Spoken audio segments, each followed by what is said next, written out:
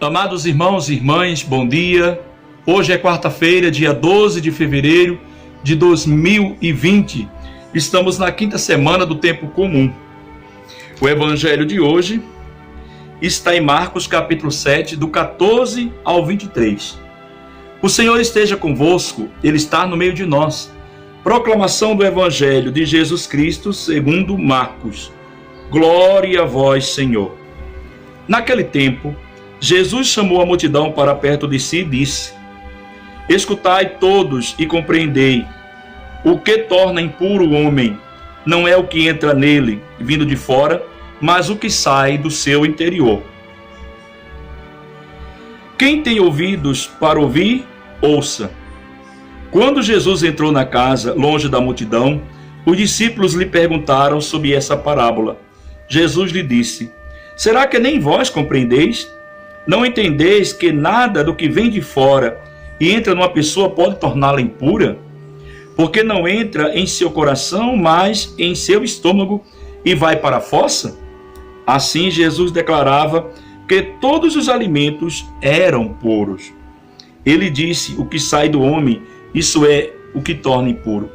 Pois é de dentro do coração humano que saem as más intenções, imoralidades, roubos, assassínios, adultérios, ambições desmedidas, maldades, fraudes, devassidão, inveja, calúnia, orgulho, falta de juízo.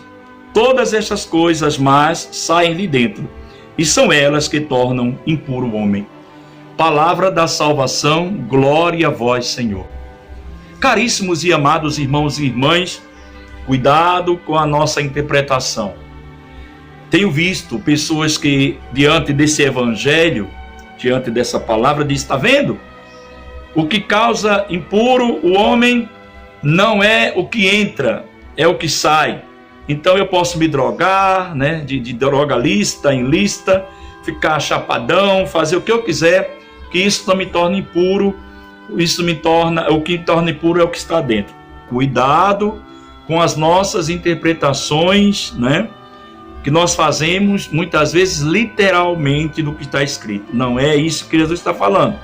Jesus está se referindo a uma lei judaica que colocava os alimentos puros e impuros. Eles faziam uma certa divisão do que se podia ou não comer.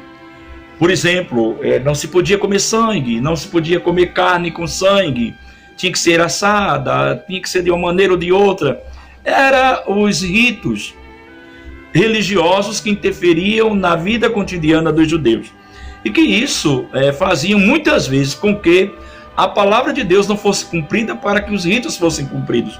Nós ouvimos isso no evangelho de ontem, não é?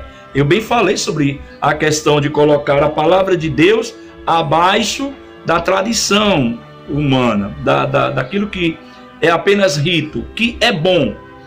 A coisa deve ser agregada às duas coisas. Nós precisamos viver o equilíbrio. Também já falei sobre a questão de que Deus é o equilíbrio das coisas.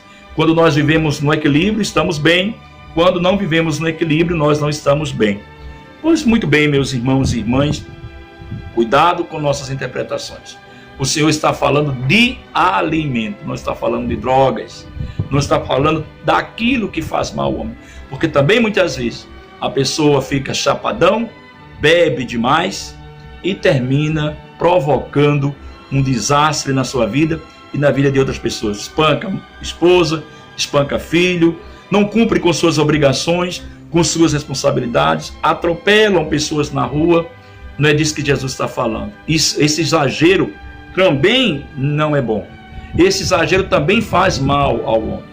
Quando Jesus está aqui falando é sobre as coisas da comida em si.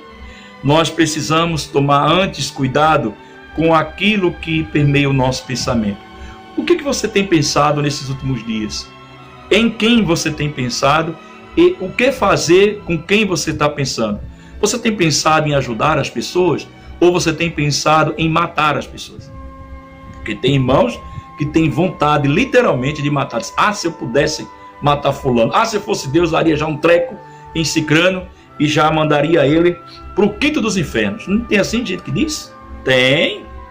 e que diz cristão, e que está na igreja lá rezando, e que tem esses pensamentos de querer matar o irmão.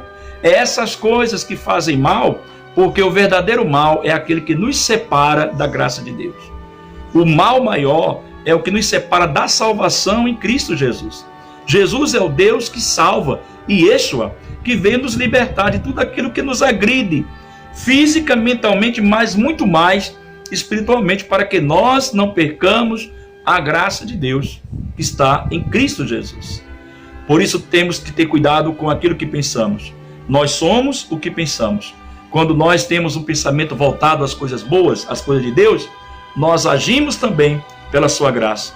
Mas quando nós não procedemos dessa maneira, desembocamos na desgraça. Cuidado, ficai atento com os teus pensamentos.